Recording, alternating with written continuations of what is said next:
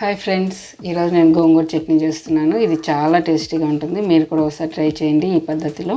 మొదట గోంగూరని బాగా కడిగిన తర్వాత ఒక ప్యాన్లో వేసి బాగా ఉడకనివ్వాలి. మధ్యలోనే ఒక 3 స్పూన్ల నూనె వేసి ఇందులోనే ఎండుమిరపకాయలు ఒక 10 వేసి వేయించుకోవాలి. ఇలా ఒక 5 నిమిషాలు వేగిన తర్వాత స్టవ్ ఆపేసి దీన్ని చల్లారనివ్వాలి. ఈ విధంగా చల్లారిన తర్వాత ఒక మిక్సీ జార్లో